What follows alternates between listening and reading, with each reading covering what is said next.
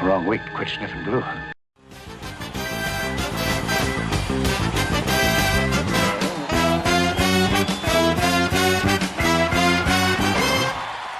Well, hello and good morning and welcome back. It is Monday again. It is the coming up on the end of June. We got a couple weeks left in June. And yes, I realize that it's not the end of summer. It is quite literally the beginning.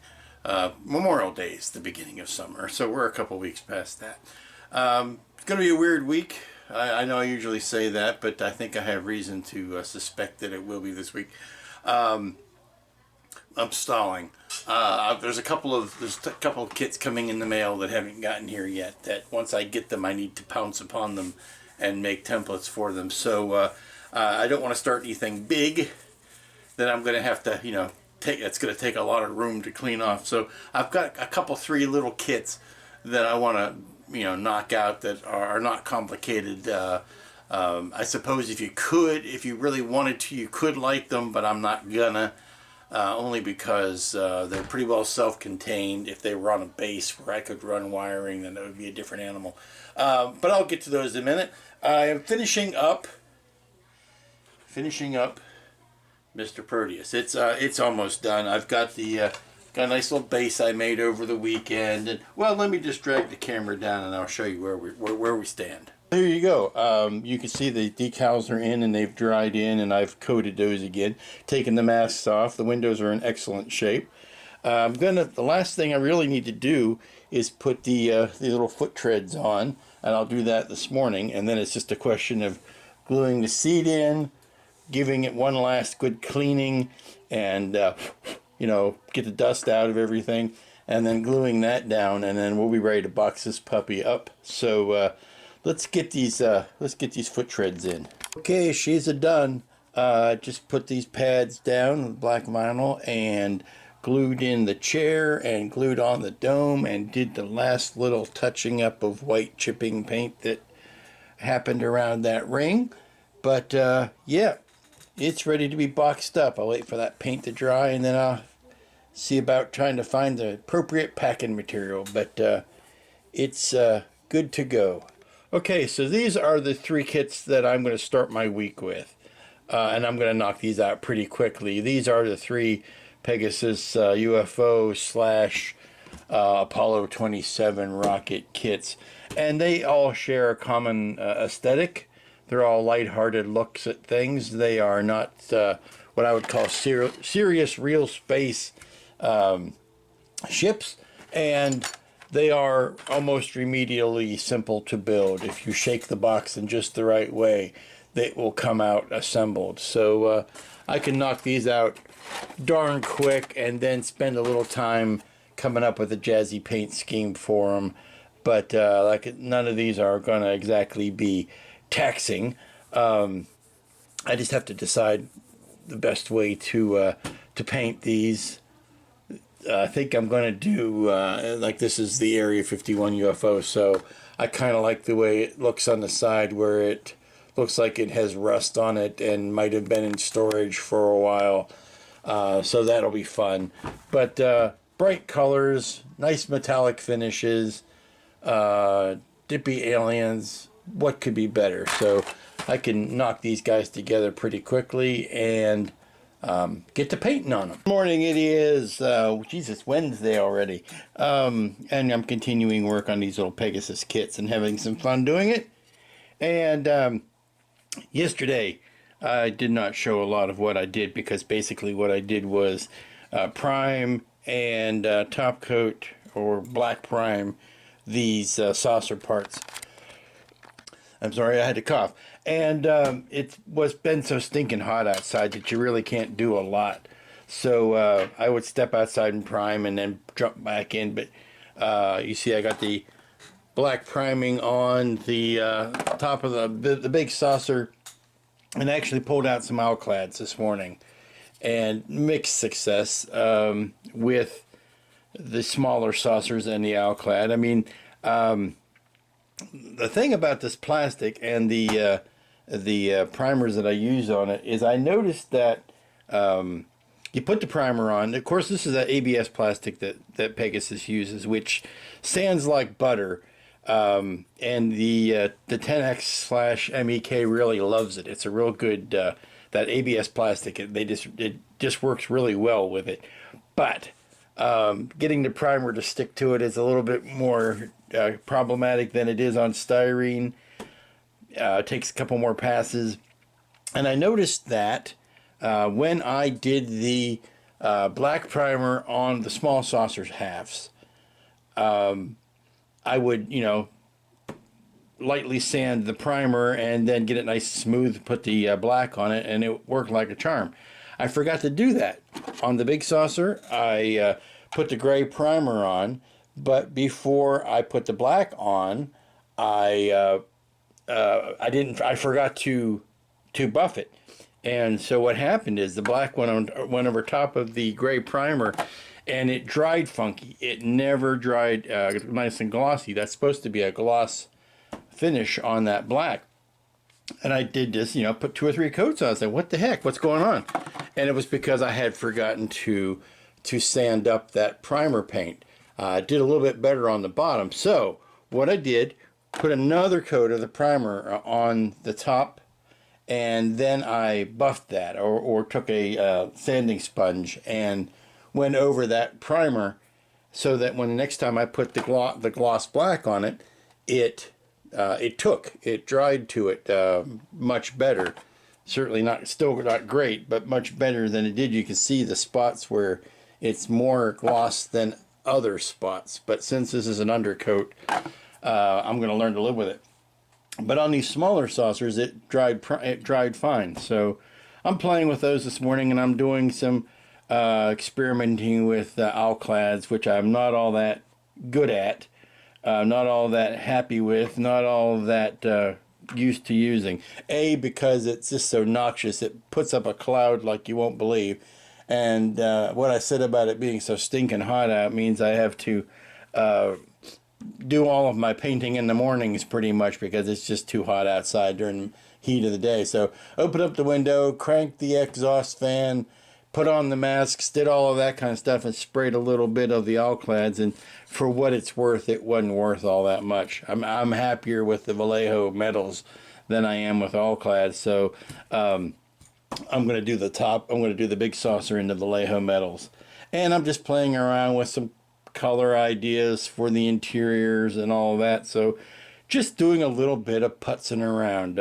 Hopefully the mail will bring me today what I'm hoping to get, and that will be my next 2 big projects, or not big, but the next 2 projects. And I can kind of, either if I don't finish these in time, I can kind of push them aside. But I'm just knocking through these, and I use kits like this to try out techniques or colors or things like that I really don't want to spend on the big, the big expensive, I won't say more important kits, but the ones that I'm really trying to make good.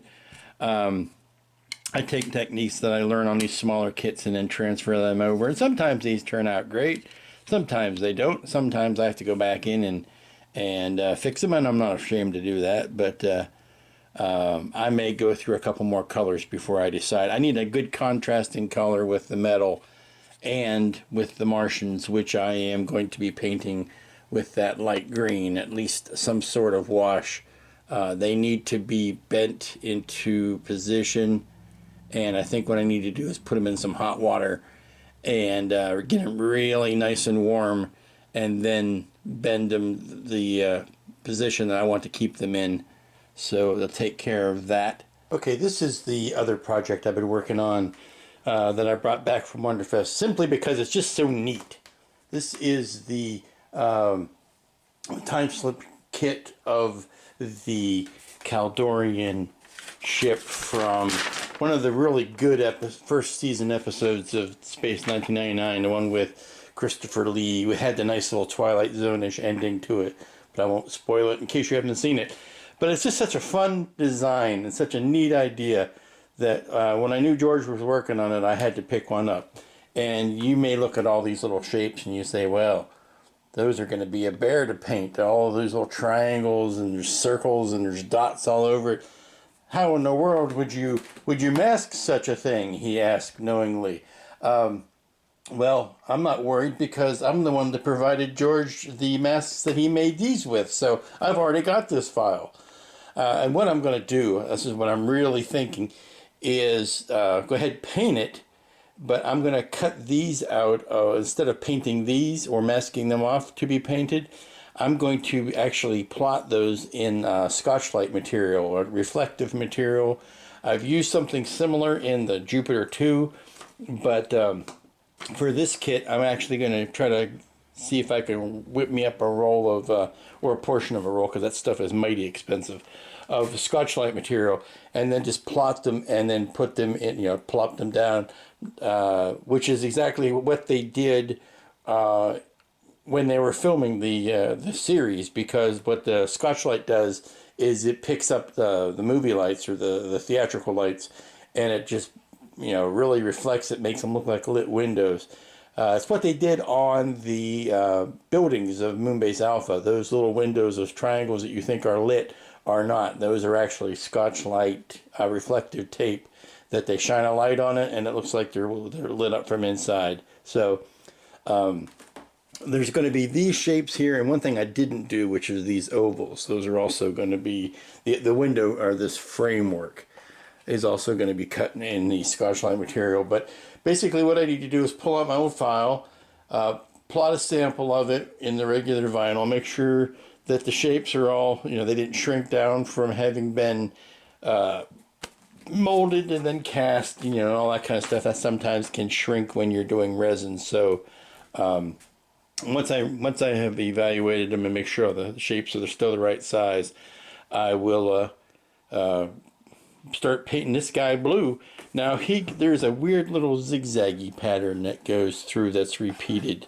So I didn't do that as part of the work I did for George on the designing of this. So that is something I have yet to create. But everything else I think I can pretty much pull out of the computer is already done. But yeah, that's just a neat little design. Good morning, it's Thursday, and as you can see, I've got the Kaldorian ship all done up. It's all put together, at least. There are a couple of little details that need to be put onto the bottom pads of the feet. But I'm done to the point where I can start preening up some of these seams. There's only one real mold seam around the equator of this big gourd, bottom gourd part that needs to be cleaned up. And doing it on this part is easy. It's getting this this flat panel. There's a mold line that goes through there. Getting that cleaned up is the trickiest part of it all. But getting the legs lined up and evened out and squared was a bit of a head scratcher. It was a little more difficult than I originally thought it was going to be going in. But that seems to be working. Everything seems to be sitting on the proper amount of spring, and everything looks good and level when it's set up. So now I guess the next trick is trying to find a spray paint can that is the right color of blue. I've seen pictures of the filming model that is a brighter blue, almost a pastel blue. But when George painted his up, his was almost royal blue. So I need to consult the Blu-ray. Speaking of blue things, I need to consult the Blu-ray of the episode to get a better look. I think I want to go for on-screen versus model or versus prop, because so much of that is done with lighting these days that I really want to give a good finished impression.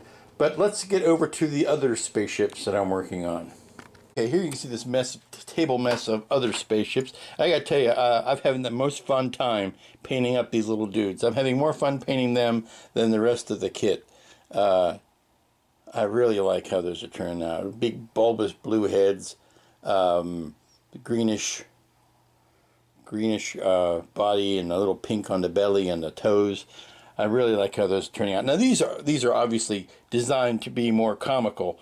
So I'm using brighter colors and more pastels and more comical colors, because that's appropriate to the tone of the kits. You wouldn't really want to spend a lot of time making these look like something out of Alien, because that just doesn't fit the tone. But once I pop these chairs back in, and I did the trick yesterday of setting them in the hot water to reposition the arms and the legs, and that turned out just great. I recommend that. And they look something like that when all is said and done. So I want to finish these up this morning, kind of get them off the bench, and there you go. And finish up this big guy, which I'm doing all in the Vallejo metallics. Sort of the same paints I used on that big Hydra saucer that I did, but again, brighter colors, more comical, less serious. Like look at these landing gear. Those are comic book landing gear as far as, you know, adding color to them. They go on like this, and then the door goes on like that. So you get something that looks like, get that in the light, something that looks like that when you're done. But yeah, knock these guys together. I'm going to put a little bit more variation in this, but what you're seeing is this neat texture that's happening because of the way the paint is sitting on the plastic. Well, to be fair, you see that every time you build a model, you see how the paint's sitting on the plastic, but this is that weird texture that's happening because of the way that the primer settled on the plastic, and the way the paint reacted to the primer. So yeah, you're getting all these little sinkholes and stuff, but because they're symmetrical and they're all uniform, I'm going to leave them. But some really neat stuff here is happening. It's like faux Aztecing, but that is the pattern of the how the gloss settled into the plastic. So you might, if this were a serious build, I would go back, and of course I would have started from the beginning a little bit differently and been more serious with the sanding and whatnot and the painting. But I like the way this is looking. It's looking unified, at least. So let's get that finished and this finished, and then we'll get on to this rocket. The good guys, the Americans, the Earthers. I won't say they're Americans, but the Earthers. Well, no, it does say United States on the side, so yes, you can call them Americans. The Earthers in this battle, and see if I can get these knocked out today. Continuing work on Thursday, and it's mail call. Yay! My box from Cult TV Man has arrived, and I know what's in this, and I've been waiting for it all week. Open it up, and it is the 1000 scale Defiant kit. Yay! Start to work on templates for that. Yes, I ask, unlike other people, give me the dented box, because I'm going to build it. It's not going to sit in a box forever, so Steve always gives me the scratch and dent boxes. Saves me a little money. And ooh, that's some fun packing material. The 1/44 scale Lando version of the Millennium Falcon from the Solo movie. So yay, I'll be working on templates for this as well. But first I need to finish these guys. Now I know this is the big temptation. I'm tempted just to chuck all of these into a box and start playing with the new stuff. But this will just serve as an impetus to get these guys put together so that I can jump onto these. Now I am going to open them up and look at the instructions and whatnot. But first I need to get some plastic off of these. I'm just excited. Sorry. Yeah, I've got renewed interest in speeding up these builds. So I have closed up the tops and bottoms of those flying saucers, the tiny ones, because everything else can be done from the top. All I need to do is plant the little green men in, and I'm deciding whether or not to glue those down, because if I don't glue them down, I don't really need to glue this top on either. So I can just do everything with a press fit. That way if I want to pull them out and do something with them later, I certainly can without having to unseat them. So I think we're going to call that one buttoned up, and then we take, I think we're going to go with Jake and Elwood here. So Jake's in his ship, and Elwood is in his, because they are blue brothers. But yeah. Now these are nice little kits. I'll go ahead and give you the wrap up. They're sweet little kits. If you wanted to, you could put the extra effort into lighting them. You'd have a hard time trying to figure out where to hide the battery and the switches. So maybe it'd be part of a larger diorama. They would work well for that. But as far as individual ships, they probably work better as not being lit. But I could see them do some little cute thing with suspending that over a plastic cow or something, like you are abducting the cow. That would be neat. And the way that they just kind of, well, this one sits a little bit better. This guy wants to wiggle inside. So, but anyway, those two guys are done. I can clear off the table, get them out of the way, and then finish up the bigger saucer. The bigger saucer is not going to need a lot more work to it. I'm still finalizing the paint scheme on the landing gear. Like I said, cartoony colors, because this is kind of a comical looking craft, so not exactly doing it in serious tones. So if you do that and stick a landing gear on it, how does that look? Okay, so we do that. Give that a shake and say, yeah, it looks pretty good. There's a little bit more detail left to be painted on, though, but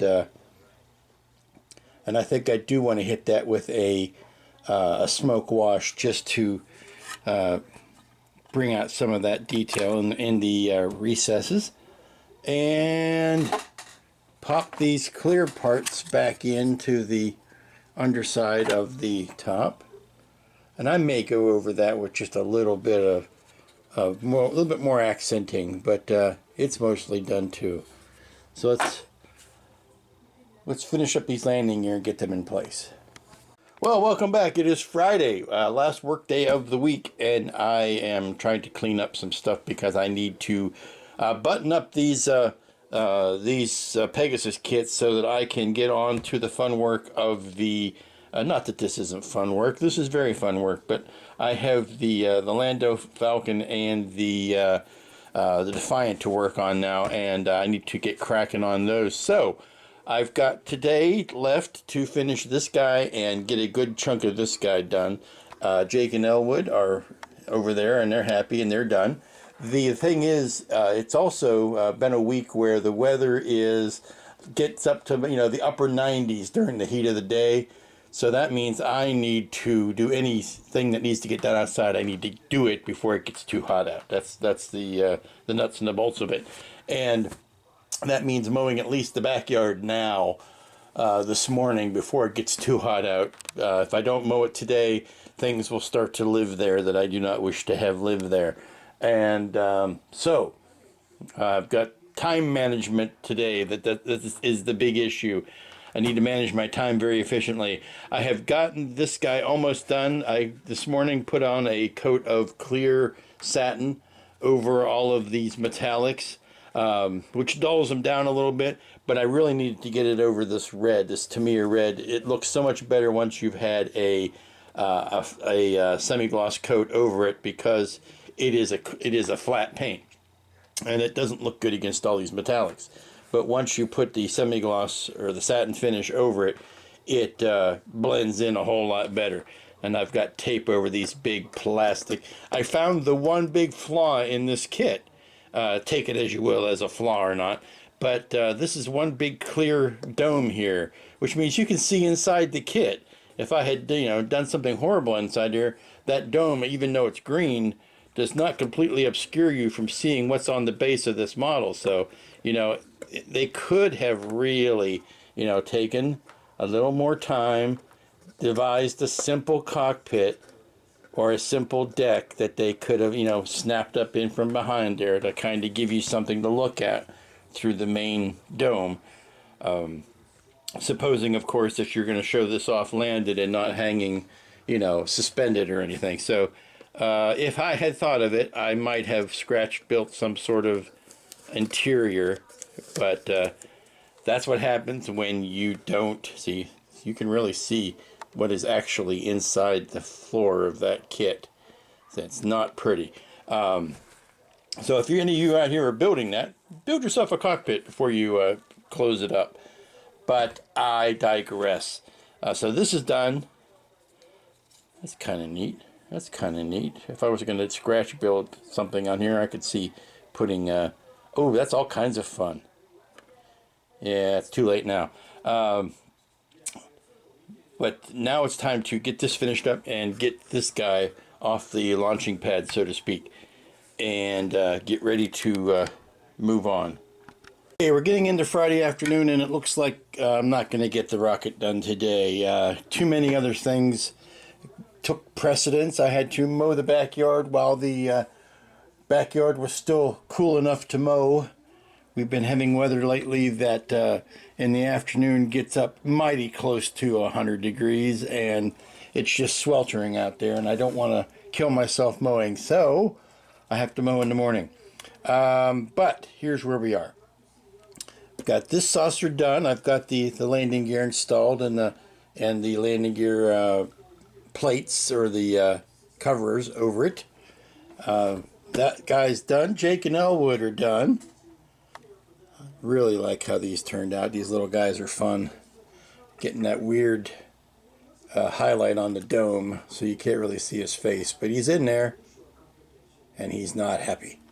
And then I've got the interior of the cockpit done for the Apollo 23, which you have to do before you can close it up. The way this kit is designed, there is a nasty seam that runs down the center of it, but you can't really do anything about that because you got to put it all together before you can work on that seam. So cockpit goes in, and then I'm going to have to mask the bubble off quite extensively so that I can do the rest of it. Now I've got all of these guys done, and you can see I got rid of the seams on that, but like I said, the way it goes in, it just makes it tough to paint. So maybe have another hour or so. Let's see how much more I can get done.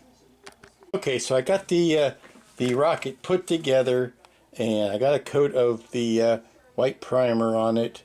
First coat of white primer. You can see the big old seam, the big old honking seam going down there. It's going to need some putty, but I wanted to see what I was dealing with first. So got the white primer on it, and I'll let that dry and sand it down and go from there. But this is what we have to show for this week's work. Oh, and that's going to bring this week's work to a close. A lot of what you saw was what I got done, but I got some stuff done off camera that you didn't see, and I'll keep that a mystery for right now. The important thing is I got the Proteus mailed off earlier this week, and it's I've tracked it to its destination. It has arrived. I'm just waiting to get the verdict on how well it arrived. I've got these little Pegasus kits knocked out, and they're fun. They're like I say, they're remedially simple to put together. But there's something I've been wanting to get to for a while, especially these little boogers. I had so much fun with this. They're just the right size. They're just fun little kits. If I were being more industrious, I could find a way to light these. But like I said, then you have to get into the whole diorama aspect of it because you have to do something to hide wiring and all that. I'm itching. I'm itching to get back into doing something with lighting, something a little more complicated. So that's why I'm knocking out some of these simple guys. Get them out of the way to allow for the more complicated stuff like this. Yes, I showed you these the other day, but this is what I'm working on now. The Weefiant, I'm calling it. The Weefiant and Lando's Falcon. So working on templates for Lando's Falcon first, and then I will do the Weefiant. But that'll be the subject of maybe next week's video. So until then, be good to each other. This is me signing off, and have a good week, and we'll see you next time.